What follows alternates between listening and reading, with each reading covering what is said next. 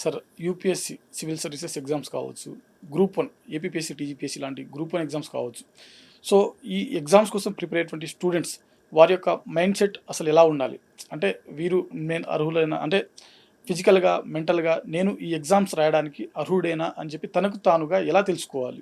వీళ్ళకి కావాల్సిన basic skills sir ఇందా మనం చెప్పాము. Writing skills, speaking skills and MCQ solving skills. ఈ 3 స్కిల్స్ కావాలి సార్. దీంతో పాటు ఏంటి అంటే నేను విషయాన్ని పొద్దున్న నుంచి సాయంత్రం వరకు కూర్చొని చదవగలుగుతున్నానా, అర్థం చేసుకోగలుగుతున్నానా, గుర్తుపెట్టుకోగలుగుతున్నా అనే ఒక ఎనాలిసిస్ కూడా వాళ్ళు చేసుకోవాలి సార్.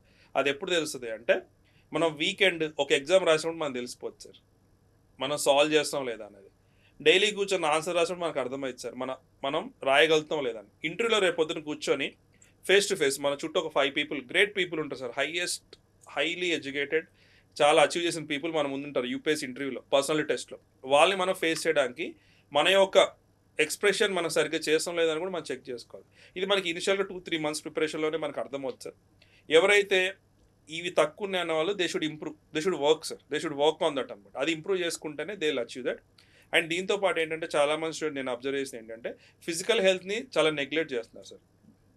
మన ఫిజికల్ యాక్టివిటీ లేని డైలీ కనీసం 15 నిమిషాలు, హాఫ్ అన్ అవర్ లేని, అది యోగా కావచ్చు, మీరు జిమ్కి వెళ్తారా, వాకింగ్కి వెళ్తారా, రన్నింగ్కి వెళ్తారా, స్కిప్పింగ్ చేస్తారా, ఇట్ డజంట్ మ్యాటర్.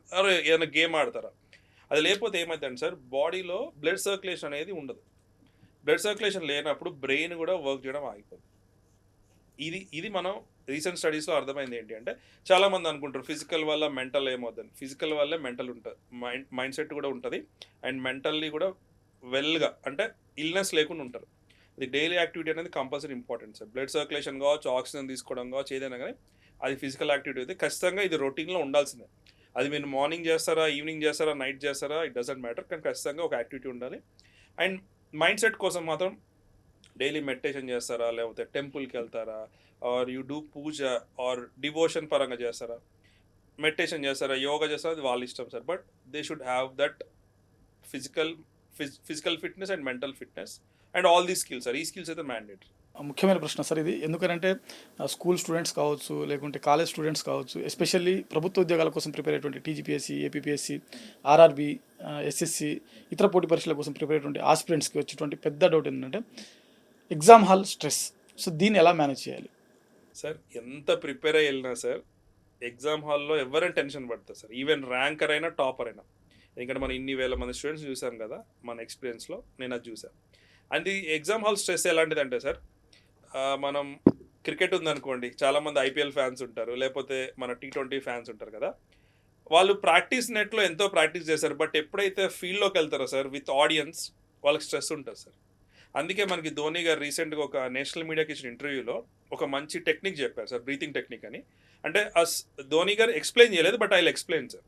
మనం ఏంటంటే ఎగ్జామ్ హాల్లో కానీ ప్రిపరేషన్ టైంలో కానీ మనకి ఎప్పుడైతే 100% స్ట్రెస్ ఉంది సార్, మనం ఇంకా బేర్ చేయలేమన్నప్పుడు మనం ఒక బ్రీతింగ్ టెక్నిక్ చేయాలి. ఆ బ్రీతింగ్ టెక్నిక్ పేరు ఏంటంటే హ్యాకో బ్రీతింగ్ సార్. హ్యాకో బ్రీతింగ్ అంటే ఏంటంటే జపనీస్లో బాక్స్ అని సార్ మీనింగ్. హ్యాకో అంటే బాక్స్. దీన్నే అమెరికా వాళ్ళు తీసుకొని బాక్స్ బ్రీతింగ్ చేశారు. ఈ బాక్స్ బ్రీతింగ్ ఏంటంటే సార్ దేర్ ఆర్ 4 స్టెప్స్. జనరల్గా మనకి టెన్షన్ వచ్చిన, స్ట్రెస్ వచ్చిన, యాంగ్జైటీ వచ్చిన ఏం చెప్తారు అంటే డీప్గా గాలి పీల్చుకుని వదిలేయమంటారు సార్. బట్ దీనిలో 4 స్టెప్స్ ఉంటాయి. 4 స్టెప్స్ ఏంటి అంటే ఇన్హేల్, హోల్డ్, ఎక్సేల్, హోల్డ్. మనం ఒకసారి ట్రై చేసి చూద్దామా sir? Okay sir. Okay sir. So ఎవరికైతే ఎగ్జామ్ హాల్ స్ట్రెస్ ఉంటుందో, వాళ్ళ ప్రిపరేషన్లో స్ట్రెస్ ఉంటుందో, ఎగ్జామ్ హాల్లో ఎగ్జామ్ స్టార్ట్ అయ్యే ముందు కూడా ఇది ట్రై చేయమంటారు సార్. ఎందుకంటే ఇది 2-3 మినిట్స్ కూడా తీసుకోదు. అండ్ ఇప్పుడు ఒక 3 టైమ్స్ చేసి చూపిస్తాను, let us do it. So అందరూ కూడా those are watching, close your eyes, sit straight, sit in a comfortable posture. అందరూ కూడా చాలా కంఫర్టబుల్ కూర్చోండి. అది మీరు కింద కూర్చుంటారా, చైర్లో కూర్చుంటారా, బెడ్ మీద కూర్చుంటారా, మీ ఇష్టం. కూర్చొని చేతిలా keep on your thighs. So 4 steps అన్నాం కదా హ్యాకో బ్రీతింగ్లో. First inhale. Everyone deeply inhale,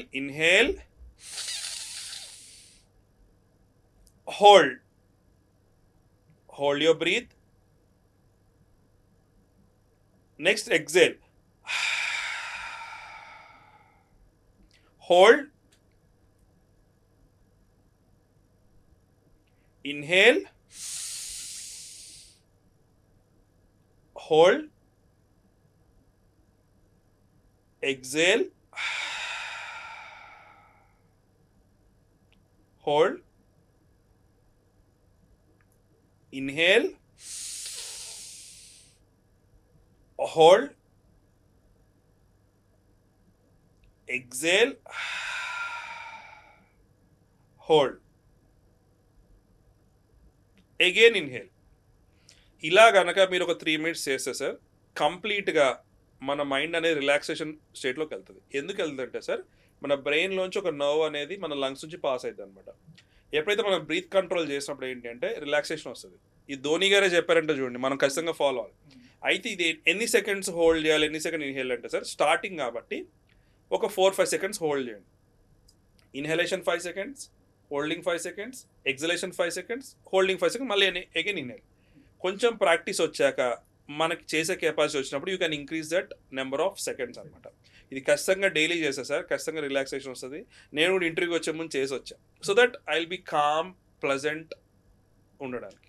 sir school students so ఖచ్చితంగా నేర్చుకోవాల్సినటువంటి ఒక 3 skills అంటే ఏంటి సార్? స్కూల్లో ఏంటంటే సార్ ఇందాక ఆల్రెడీ మనం డిస్కస్ చేసాం, writing skill, talking skill and listening skill sir. ఈ 3 skills ఉండాలి. అంటే ఒక టీచర్ ఆర్ ఎదుటి వ్యక్తి చెప్పే థింగ్ ఏంటంటే వాళ్ళు వినగలగాలి సార్. అంటే వితౌట్ ఎనీ ఫిల్టర్, తిని ఎందుకు చెప్తున్నాడు ఇలా, ఇది కరెక్ట్ రాంగ్ అని ఆలోచించకుండా ఫస్ట్ లిజనింగ్ అనేది నేర్చుకోవాలి సార్.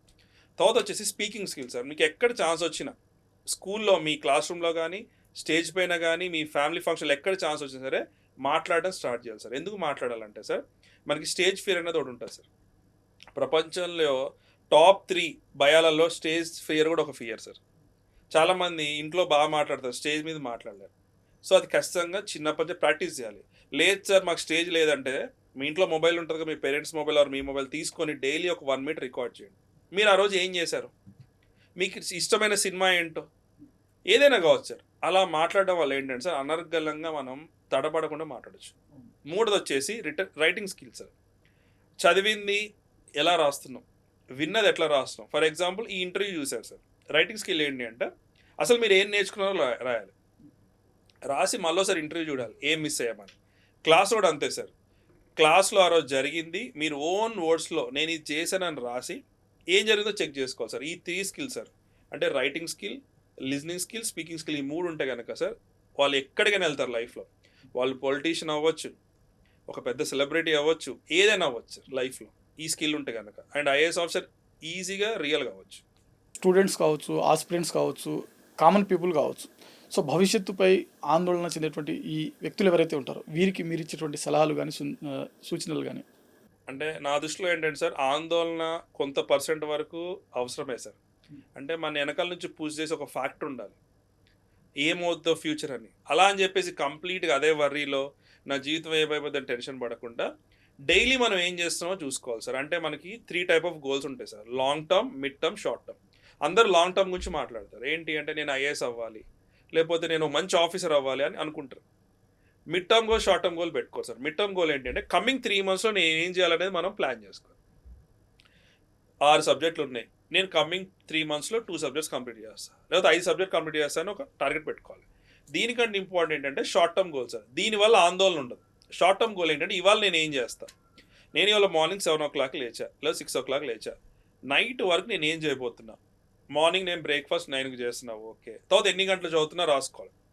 లంచ్ బ్రేక్ ఎన్నింటికి, మళ్ళీ ఎన్నింటికి చదువుతున్నా, ఎన్నింటికి కాసేపు పడుకుంటున్నా, న్యాప్ ఎన్నింటికి వేస్తున్నా, అది కూడా రాసుకోవాలి సార్. ఈవినింగ్ నేను ఎన్నింటికి వాకింగ్కి వెళ్తున్నా, లేకపోతే మా ఫ్రెండ్స్ని ఎప్పుడు కలుస్తున్నా, ఈవెన్ సినిమాకి వెళ్ళినా సరే ఆ రోజు ప్లాన్లో రాసుకోవాలి, నేను ఇవాళ సినిమాకి వెళ్తున్నాను. అంటే అలాంటి షెడ్యూల్ ఉండాలి సార్ ప్రతిరోజు. అప్పుడు ఏమైందంటే ఆందోళన ఉండదు సార్. నైట్ పడుకునే లోపు సాటిస్ఫైడ్గా పడుకోవచ్చు. నేను మార్నింగ్ నుంచి లేచి ఇన్ని పనులు చేశానని ఒక సాటిస్ఫాక్షన్ మనిషికి ఆందోళన తీసేస్తుంది సార్. అండ్ అది మన వర్కింగ్ ప్రొఫెషనల్స్ కూడా మనం ట్రై చేయొచ్చు. ఇవాళ మీకు కూడా షెడ్యూల్ ఉంటుంది కదా సార్, ఇవాళ ఇన్ని నెంబర్ ఆఫ్ షూట్స్ ఉన్నాయి, ఇవాళ అలాంటి షెడ్యూల్ స్టడీలో కూడా తీసుకురావాలి సార్. లైక్ ఆఫీస్ లాగా, ఆఫీస్లో మీటింగ్స్ ఉంటాయి కదా, అట్లనే మీరు కూడా ఖచ్చితంగా షెడ్యూల్ వేసుకోండి. నేను ఇవి చేయబోతున్నాను, నైట్ ఒకసారి చెక్ చేయండి, పొద్దున్న షెడ్యూల్ వేయండి, నైట్ టిక్ చేయండి వాటిని, నేను ఇవి కంప్లీట్ చేశాను. Lot of satisfactions sir. నేను చెప్తాను కదా, అలా ప్రశాంతంగా పడుకోవచ్చు ఎవరైనా sir. Thank you sir, thank you so much for your so చూశారు కదా అనిరుద్ బిల్లా గారు చెప్పినటువంటి విషయాలు. So UPSC, TGPSC, APPSC aspirants ఎవరైతే ఉన్నారో వారు కావచ్చు, అదేవిధంగా స్కూల్ స్టూడెంట్స్ కావచ్చు, అదేవిధంగా కాలేజ్ స్టూడెంట్స్ ఎవరైతే ఉన్నారో వారు కావచ్చు. సో లైఫ్ ఏ విధంగా మనం ముందుకు సాగించాలి, అదేవిధంగా ప్రభుత్వ ఉద్యోగాలకు ప్రిపేర్ అయ్యేటువంటి ఆస్పిరెంట్స్ ఏ విధంగా వారి యొక్క ప్రిపరేషన్ని కొనసాగించాలి, ఎస్పెషల్లీ మనం చదివింది గుర్తుపెట్టుకోవాలంటే ఎలాంటి టెక్నిక్స్ పాటించాలి అనే విషయాల గురించి వారి మాటలు తెలుసుకోవడం జరిగింది.